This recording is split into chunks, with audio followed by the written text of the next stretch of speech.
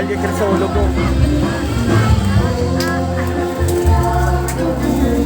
My twin, kambal ko, pinakamamahal ko. Hello. Ayun.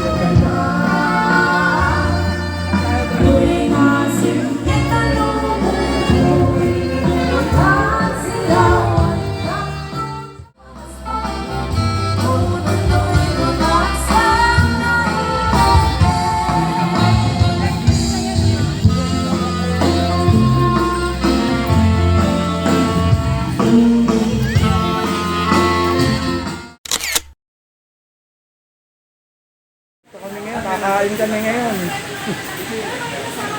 Hapunan.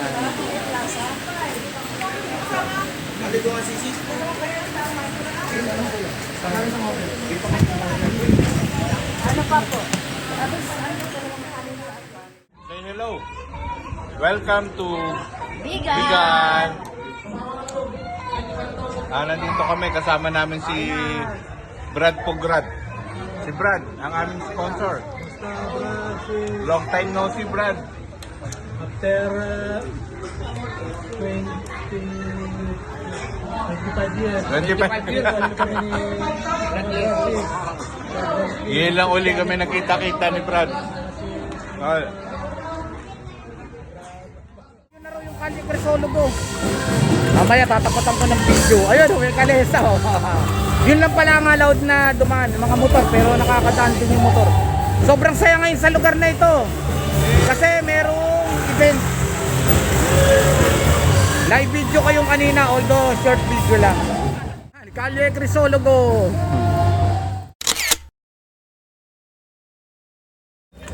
Kulit to, para sa mga local tourists.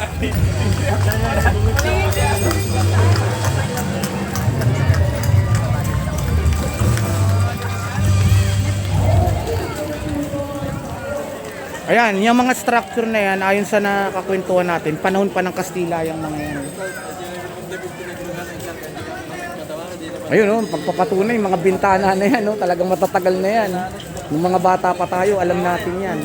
Makaka-relate din yung mga 40 plus, 50 plus ang edad.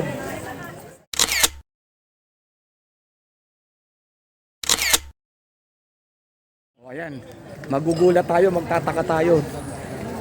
Tingnan nyo ang building ng Max Restaurant na kainan. No? Ayan, panahon pa ng Kastila yan, ha? Ayon sa nakausap natin. Nakakatuwa, oh. Ayan, halos lahat ng structure na makikita natin na malamang madadaanan ng camera natin, puro panahon pa ng Kastila yan. Oh, nakakatuwa, di ba? Max Restaurant to. Sinet up yung loob. Pero yung structure na yan, ayon sa nakakwentuhan natin na panahon pa ng Kastila yan. Ito, alam ko to, matatagal na yung bintana na yan. Bata pa ako. Max Restaurant.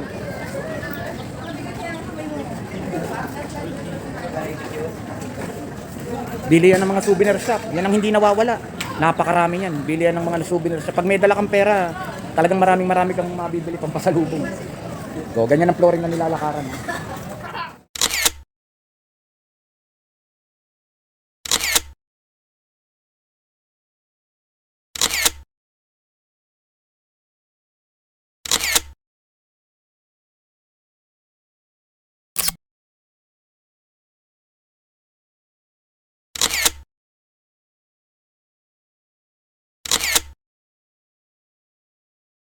Tayo ng Mang Inasal. Tingnan mo naman ang structure ng restaurant niya.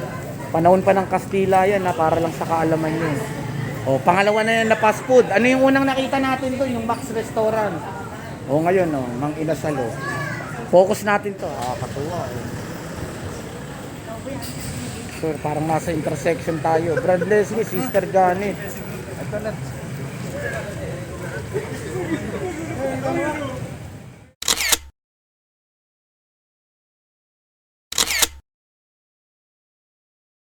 Di Mayo, schedule of activities. Kaya pala, ayun na, di ba, mapapanood nyo yung mga unang na video natin. Kaya pala sobrang daming tao.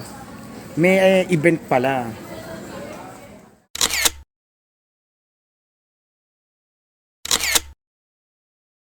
Tingnan nyo naman, oh. Ayan yung structure sa baba.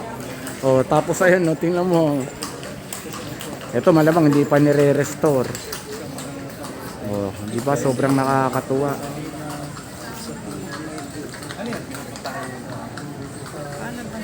Oh, nahagip ka.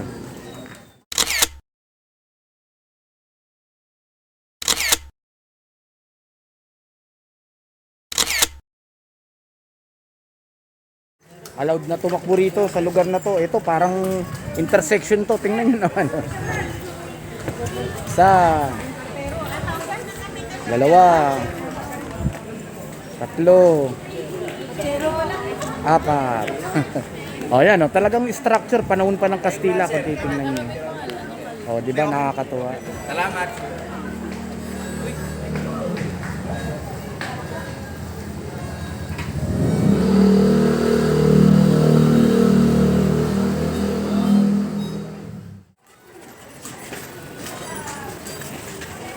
Nakakatuwa. O, tingnan nyo. Napanahon pa ng Kastila yan. Mga structure na yan. No?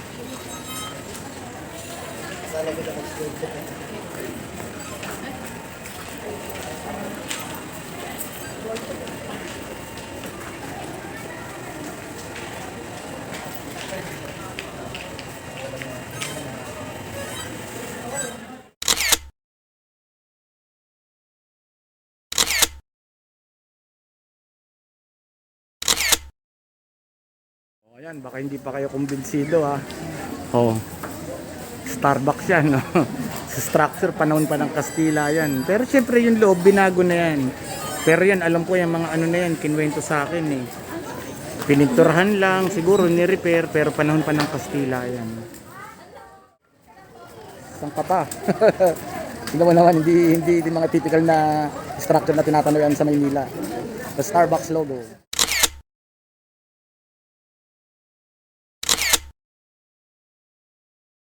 Ulo na pala ito daw.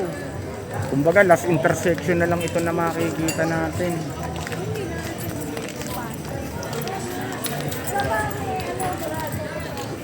Nabibilan na 7-Eleven o Hanggang doon na lang pala eh. Assets Family. Kasama ko sa North Loop na tinatawag. Ako na lang iikot.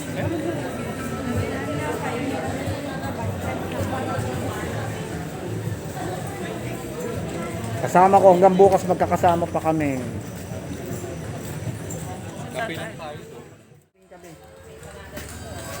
Oh. Si Doc. Doc Brad namin. Brad Leslie, Ate Edna, Sis Janet. O lahat kayo makahagip ng camera, hindi pwede. Kambal ko, Sis Chato. Kambal ko, Sis Nimpa. Si Tina. Si Rainiel. Ang anak ng... Pang ano, laging gising. Kung kailan matutulog eh. Saka nag-brewed coffee. Matutulog na eh. Nagkape pa. Alay. Wala magawa. Tungkol dito kaya hindi na bomba itong Carne Resort yung mga bahay na luma. Oo, ito panong pa ng Kastila o ano raw ang kwento? Yung panahon ng hapon. Oh. Yung isang hapon daw may shootang Ilocana. O may nobyang, isang sundalong hapon may nobyang Ilocana. Okay, okay. Hindi binumba ito. Kaya hindi binomba itong lugar na ito. Yun daw yung Kaya sa kalakihan nitong buong Bigan, ito yung hindi na bomba pala ng hapon. kwento. Ayun sa Oo. kwento. Ayun lang sa kwento yon, oo. Pero legit naman siguro. Oo, maaaring totoo. Yun. Ang ganda nung nalaman natin na yun ha. Galing sa Brad namin. Yun yung history. Yun yung istorya na narinig niya. Oo. Nalaman niya, ibinahagi lang sa atin. Maaaring totoo, maaaring hindi.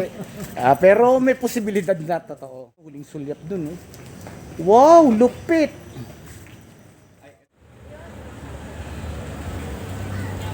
Mga structure na yan, mga building na yan na makikita nyo, structure, panahon pa ng Kastila yan. Hindi ka panipaniwala, pero totoo.